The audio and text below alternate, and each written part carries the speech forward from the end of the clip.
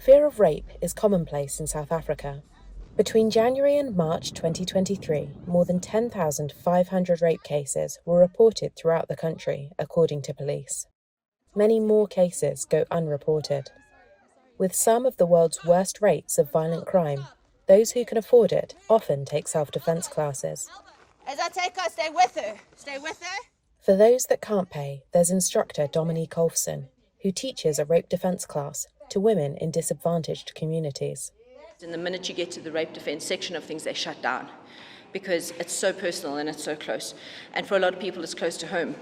She uses movements based on Israeli combat system Kala to train them to defend themselves against attackers. And this sweeps into your first control that you all know. Okay. Malisela Makonyane, a father from a suburb of Pretoria, sent his daughter on Dominique's 2-day course.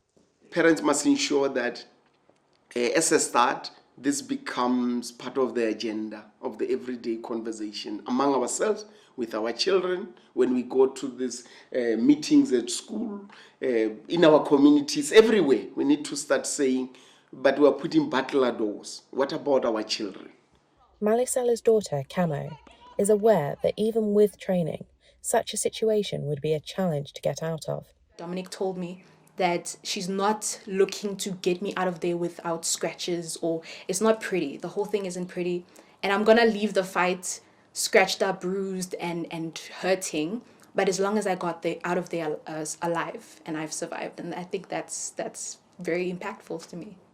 But defence classes should be just one weapon among an arsenal to tackle South Africa's issues with gender-based violence, says women's rights activist Rosie Matone. So by saying rape defense training for those people who haven't had it, if they get raped, do they deserve it because they didn't do the training?